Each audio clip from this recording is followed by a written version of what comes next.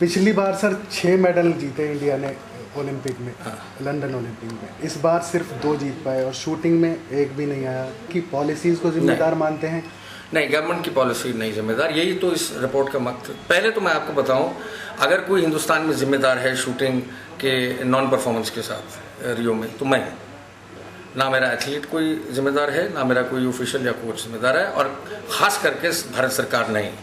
क्योंकि भारत सरकार ने जितना अपना खजाना खोला इस बार ओलंपिक एथलीट्स के लिए, खासकर हमारे 12 जो खिलाड़ी गए थे रियो, उनके लिए मैं नहीं समझता इतिहास में ऐसा कभी पहले हो। कुछ जिम्मेदारी एथलीट्स की भी है और कुछ जिम्मेदारी सिस्टमिक फ्लॉज जो इन्होंने पॉइंट आउट किए हैं, स्ट्रक्चर्स लगाने, नए स्ट्रक्चर डालने जिसके साथ मॉनिटरिंग बेहतरीन हो सकती है, जिसके साथ कैंप के क्वालिटी, टेक्निकल ट्रेनिंग की क्वालिटी बेहतरीन हो सकती है, जिम्मेदारियां निभाने, लक्ष्य लगाने डोमेस्टिक कोचेस पे जो आज तक नहीं हमने लगाए, एक शूटर पासपोर्ट की फिजिकल ट्रेनिंग के लिए और टेक्निकल ट्रेनिंग को मॉनिटर करने के लिए, ये सब चीज़ें जो हैं लगती एक एक में एकांत में छोटी हैं, जब आप एक बड़ी तस्वीर देखते हैं तो ये बहुत महत्वपूर्ण है और एक रास्ता दे रहा है। इस कमेटी ने बहुत ही खूबसूरत तरीके से हमें एक रास्ता दिया है। छोड़िए कि क्रिटिसाइज़ किया या जिम्मेदारी जो भी है, मतलब गलतियाँ दोहराने का दिखाया और बाहर निकाला सबके सामने। हम चाहते ये थे, क्योंकि हमारा ये सोच है कि अगर हमें यही नहीं पता होगा कि हम गलत कहाँ हैं, तो हम बदलेंगे कैसे और उसको आगे के लिए कैसे बेहतरीन करेंगे।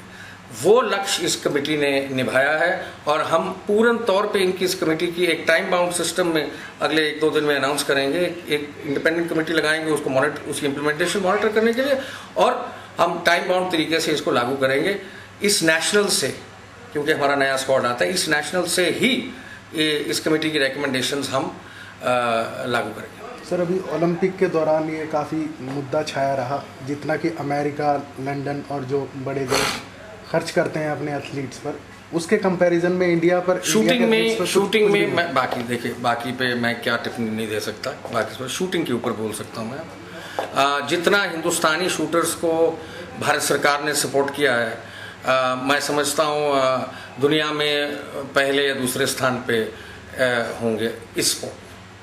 तो ये आप भारत सरकार की तरफ तो उंगली तो हमें करनी नहीं चाहिए। जितना प्यार कॉर्पोरेट्स को आगे आना चाहिए, क्या बिल्कुल आना चाहिए। देखिए, अब बताइए, अब आप हाई परफॉर्मेंस मैनेजर की बात करें, अगर हमारी हम वो non profit organisation, national federation non profit organisation, हमारा जो स्पोर्ट है वो आर्म्स एक्ट के दायरे में आता है, तो हम कोई दुकानदारी करके कमाई कर नहीं सकते।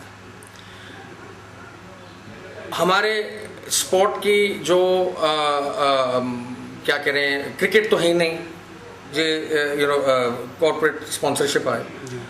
अब हम जैसे हम कह रहे हैं कि एक हमारे को हाई परफॉर्मेंस मैनेजर रखना पड़ेगा। अब उसका जो बजटरी सपोर्ट होगा हमारे को तैयार करने के लिए, भारत सरकार नहीं देती। हमारी ऑटोनॉमी है फेडरेशन की, हमें ये साधन अपने आप पैदा करने पड़े।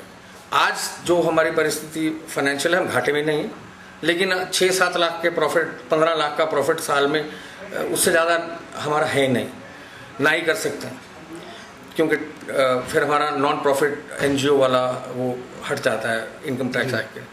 तो हमें इन साधनों को अब पैदा करना पड़ेगा।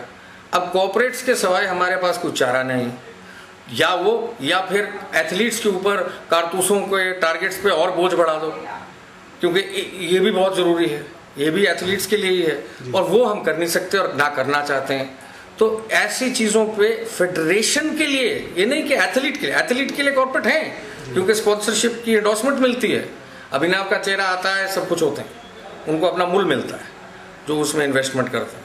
लेकिन NRI फेडरेशन के लिए कोई हमने देखा है कोई ज़्यादा गतिशील होके आगे नहीं आता। यानी एक कॉर्पोरेट से अपील करेंगे आप? जी, मैं हाथ जोड़ के बेनती करता हूँ, fastest growing Olympic sport, 85% of India's international